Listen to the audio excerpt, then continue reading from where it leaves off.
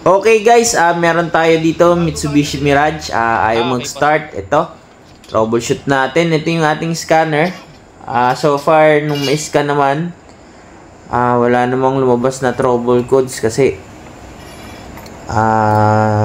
wala sa electrical and sensors ang problema. Yan, nag-manual diagnosing tayo. Nag-actuation din, test din tayo dito sa fuel pump. Okay naman, nagpa-function naman, kaya nag-proceed tayo sa ibang checking kasi okay ang fuel system. Iyan. Next na ginawa natin is ito. Nagpalit tayo spark plugs. Nag-check tayo ng spark plugs. Yan. Yan. Try natin redondo kung mag-i-start ba talaga. Redondo ka. So far, wala pa rin. Ganun pa rin talaga. Kahit anong redondo natin, wala. Di talaga umanda. Ngayon, yan. Troubleshoot natin kung ano ba talagang problema nito. Checking tayo sa mga yan, spark plugs. Kung ano yung makikita natin. Then, kung basa, possible hindi siya nagkakaroon ng power sa bawat cylinder kaya hindi siya mag-start. Kasi itong spark plug naman ni sir is bago. Yan, makikita natin kung gaano kabago yung spark plug. Yan, bago naman yung spark plug ni sir. Medyo mamasa-masa lang talaga yung dulo ng spark plugs. Ibig sabihin, hindi siya sumusunog. Inject lang ng inject yung injector pero hindi siya sumusunog. Bakit kaya? Ibig sabihin, may iba pang problema. And tinatroubleshoot pa rin natin dyan sa part na to. Pag sinabi ko, iyan. Check natin kung lahat is may kuryente. Wait lang Check natin sa spark plugs. Tap lang natin dito sa may body ground. Wait lang. Iyan. Check natin yan. Yan o.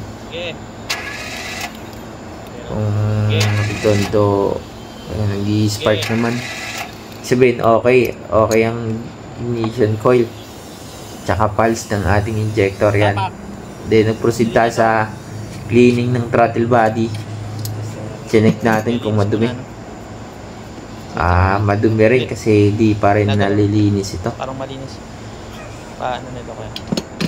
Malinis naman. Dito sa spark plugs, okay naman eh. Pati ignition coil yan. Pinunasan natin. Check natin kung mag-uubra ba ginagawa natin ito. Kasi hula-hula tayong ginagawa natin kung anong magiging sanhi ng problema. Iyan. Iniikwitan ulit spark plug. Babalik na ulit after natin mahipo para medyo lumaki yung bayarin ng may-ari. Kasi madami tayong kinalikot at tinulaan dito. Iyan. Next ay itong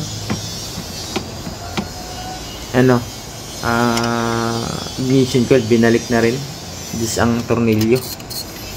Yan, checking lahat.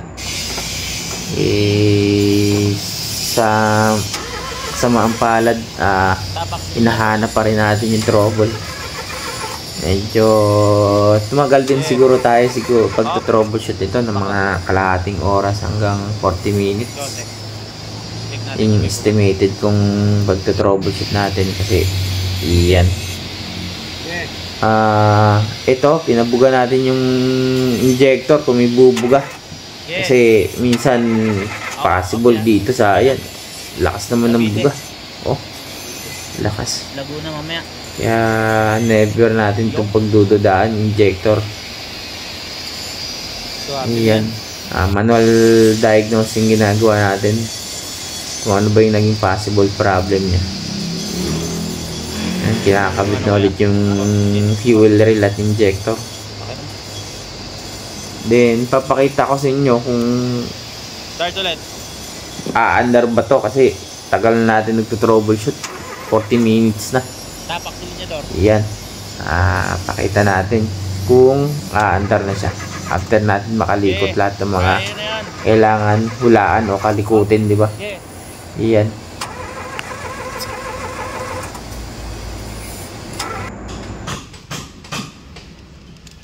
Ayan, check natin kung i-start na.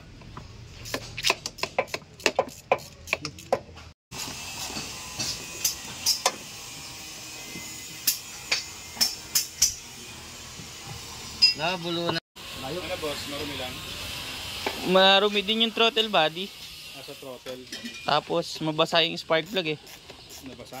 Oo. Moisture sa kaya sa kurudo, sa gas. Hindi kasi hindi siya nagpa-firing po eh. Kaya parang ang nangyari sa kanya, hindi siya mag-spark kasi nalunod. Nalunod siya.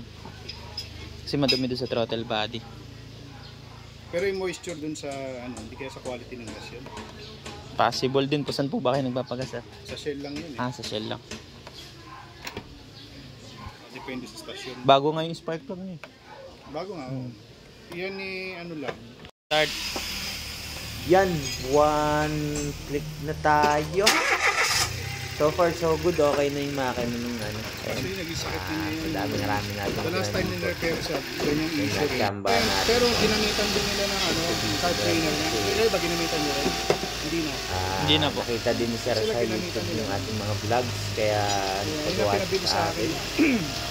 Then yan. Pero wala naman kayo nakita. Wala naman sir sa scanner. Wala naman.